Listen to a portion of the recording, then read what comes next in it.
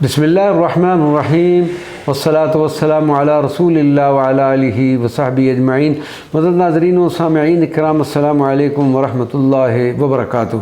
سب سے پہلے ایمان لانے والی خاتون، حضور پر نور صلی اللہ علیہ وسلم کی نبوت پر سب سے پہلے ایمان لانے والی دنیا کی عظیم خاتون ام المؤمنین سیدت خدیجہ الکبریٰ رضی اللہ تعالی عنہا ہی ہیں۔ آپ سے پہلے نہ کوئی مرد ایمان لایا اور نہ کوئی عورت۔ اس بات پر سب علماء و محدثین کا اتفاق ہے کہ رسول اللہ صلی اللہ علیہ وسلم پر ایمان لانے والوں میں حضرت خدیجہ الکبریٰ ہی سب سے پہلی خاتون ہیں۔ سرکار دو عالم صلی اللہ علیہ وسلم کا ارشاد عزیز شان ہے کہ خدا کی قسم مجھے خدیجہ سے اچھی بیوی نہیں ملی۔ وہ مجھ پر اس وقت ایمان لائی جب لوگوں نے انکار کیا، اس نے میری تصدیق اس وقت کی جب لوگوں نے مجھے جھٹلایا، اس نے اپنا زر و مال اس وقت مجھ پر قربان کیا جب دوسروں نے مجھے محروم کر دیا، اور پھر اللہ تبارک و تعالیٰ نے مجھے اس سے اولاد بھی عطا فرمائی۔ ہماری پیاری و عظیم ماں مبارکہ سیدت خدیجہ الکبریٰ رضی اللہ تعالی عنہا وہ خاتون مبارکہ ہیں جنہوں نے ہر موقع پر ہمارے مصطفیٰ کریم صلی اللہ علیہ وسلم کی دل جوئی فرمائی، آنے والے ہر طرح کے مصائب و آلام کو خندہ پیشانی سے برداشت کیا، اور رحمت للعالمین کی رفاقت و جان نثاری کا حق ادا کر دیا، اور اپنا تن من دھن سب حضور پر نور صلی اللہ علیہ وسلم پر قربان فرما دیا۔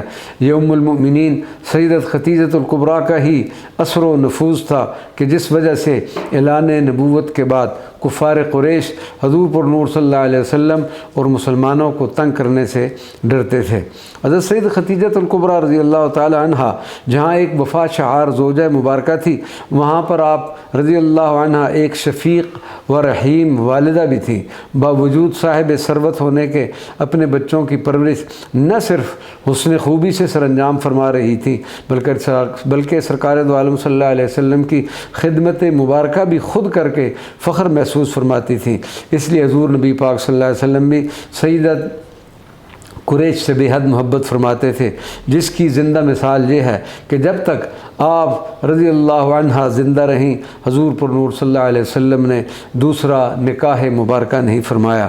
شیب ابی طالب کی سخت اور کڑی آزمائش میں بھی ملکہ فردوس سے بری سیدت خدیجہ الکبریٰ سرکار دو عالم صلی اللہ علیہ وسلم کے شانہ بشانہ رہنے میں کسی سے پیچھے نہ رہیں۔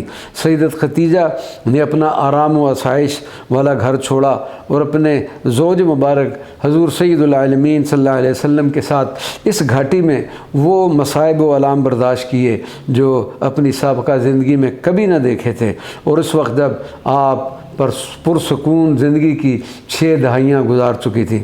سید خدیجہ الکبریٰ نے محصورین شیب ابی طالب کے ہمراہ کئی دن فاقہ کیا، اور بھوک و پیاس کا یہ عالم تھا کہ درختوں کے پتے اور سوکھا ہوا چمڑا بھی کھانا پڑا۔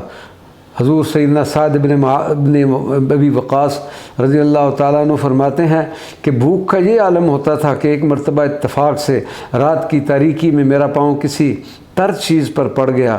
میں نے اسے فوراً اٹھایا اور زبان پر رکھ کر نگل گیا۔ مجھے اب تک نہیں معلوم کہ وہ کیا چیز تھی۔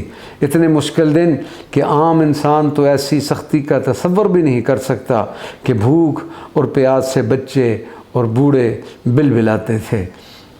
وما علینا الا البلاغ المبین۔